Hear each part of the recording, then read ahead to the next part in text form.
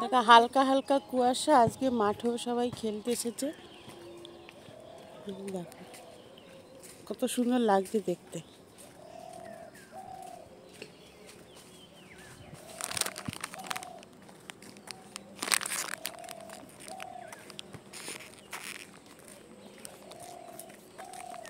পাখি ডাকছে বাঁশবাগানের মধ্যে, কোথায় ডাকছে কি জানি, ঘুঘু পাখি ডাকছে।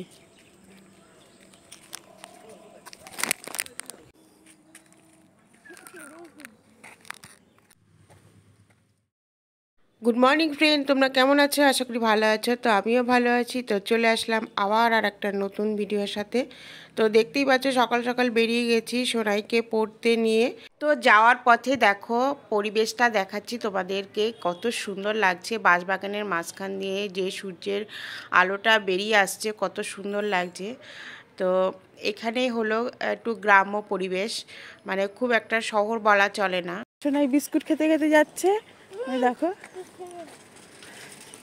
বাড়িতে খাওয়ার সময় নেই, তাই না?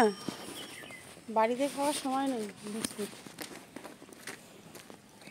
আর এই দেখো পুচকে বাদর ক্যাংড়াতে যাচ্ছে। তো আমি সোনাইকে দিয়ে আসলাম। তো দেখো এইখানে ঠাকুরতলা, এখানে প্রত্যেক দিন আমি একটু নমস্কার করি। আর দেখতে দেখতে আমি বাড়িতে যাই, আবার দেখতে দেখতে সোনাইকে পড়ার ওখানে দিয়ে আসি। তো যেতে যেতে একটা গাছে পাখি ডাকছে এত সুন্দর, তো ক্যামেরা বন্দি করার চেষ্টা করলাম, তো কিছুতেই পারলাম না। তো আমার ছোট ছেলেকে পড়ার ওখানে দিয়ে আসার পর আমি যখন ফিরছি তখন আমার এক বান্ধবীর সাথে দেখা হলো। তো ও যাচ্ছিল ডিউটিতে, তো আমাকে বলল যে ও টোটোতে তোকে বাড়িতে পৌঁছে দিই। তা আমি বললাম যে না, আমি হেঁটেই যাচ্ছি। তো জোর জবরদস্তি ও টোটোকে উঠতে বলল, তো বাধ্য হয়ে উঠলাম। তো আসার সময় গল্প করতে করতে আসলাম, প্রায় দিন ওর সাথে দেখা হয়। আজকেও দেখা হয়েছে। তো আমাকে বাড়ির সামনে নামিয়ে দিয়ে ও চলে গেল ডিউটিতে। তো আমি বাড়িতে চলে এসেছি, তো দেখতেই পাচ্ছ।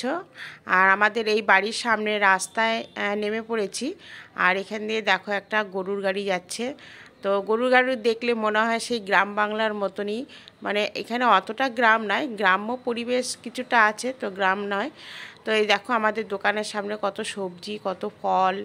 আমার কোথাও যেতে হয় না, বাড়ির থেকে নামলেই গেটের সামনে দোকান আর সব কিছুই পাওয়া যায়।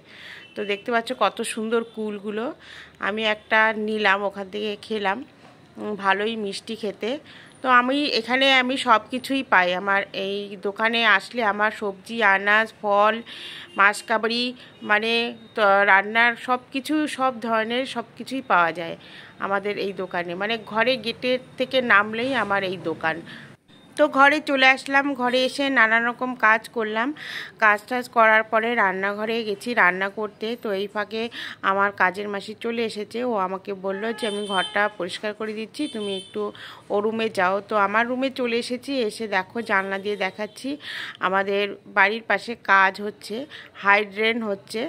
তো দেখো কি অবস্থা, এখন যাতায়াতের খুবই অবস্থা খারাপ, মানে গাড়ি যাওয়ার রাস্তাটা বন্ধ হয়ে গেছে। তো চলে আসলাম রান্নাঘরে। এখন আমি ডাঁটা আলু পোস্ত রান্না করছি।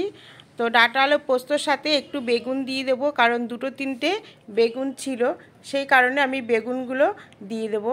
তো এইদিকে আমি পোস্ত বেটে নিচ্ছি শিলনোড়াতে। তো শিলনোড়াটা ভেঙে অর্ধেক হয়ে আছে, তো ফেলতে পারিনি এখনও পর্যন্ত। তো বলে না যে কোনো জিনিস মায়ায় জড়িয়ে যাওয়া, তো শিলনোড়ার প্রতি আমার একটা মায়া জড়িয়ে গেছে, তো আমি সেই কারণে ফেলতে পারিনি। তো এদিকে চলে আসলাম মাছ কাটতে। তো ছোট ছোট মাছ, এই ছোট ছোট মাছ দেখলে আমার বিরক্ত লাগে। তো যাই হোক কেটে নিলাম। তো যেহেতু ডিপ ফ্রিজে ছিল, টাইট হয়ে আছে মাছগুলো, একটু জলের মধ্যে ভিজিয়ে নিয়ে তারপরে মাছগুলো কাটছি। তো মাছগুলো কেটে আমি ভেজে নেব। এই মাছ অন্তত আমার খুব ভালো লাগে। কি ভালো লাগে বলো তো? মাছ ভাজাগুলো খেতে, আর চচ্চড়ি ভীষণ ভালো লাগে। তো যাই হোক আজকে তো চচ্চড়ি হবেও না, মাছ ভাজা করে নেব। তো দেখো রান্না করতে করতে আমার 2টো পার্সেল চলে এসছে। তো পার্সেলটা এক একদিন আসার কথা ছিল, কিন্তু একই দিনে চলে এসেছে। এটা হলো নাইট ড্রেস। আমার রাত্রেবেলা নাইটি পরে অসুবিধা হয়, তো সেই কারণে আমি নাইট ড্রেস কিনে নিয়েছি। তো সবাই বলবে যে এখন একটা ফ্যাশন হয়ে দাঁড়িয়েছে, তো সেটা নয়। আমি রাত্রেবেলা হাফ প্যান্ট পরেই শুতাম, কিন্তু এখন ছেলেরা বড় হয়েছে, তো সেই কারণে তো এই ড্রেসটা আমি অর্ডার দিয়েছি ফ্লিপকার্টে। তো দেখো আমি এখন চলে আসলাম ছাদে জামা কাপড় তুলতে। তো তুলে নিয়ে আমি যাব স্নান করতে। তো বন্ধুরা এখানেই আমি ভিডিওটা শেষ করছি, আবার পরবর্তী নেক্সট ভিডিওতে দেখা হবে। তো তোমরা যদি ফেসবুক থেকে দেখো তো ফলো করে দিও, আর ইউটিউব থেকে দেখলে অবশ্যই সাবস্ক্রাইব করে দিও। তো তোমরা অবশ্যই আমার পাশে থেকো। তো আজকের মতন বিদায় নিচ্ছি, টাটা বাই বাই।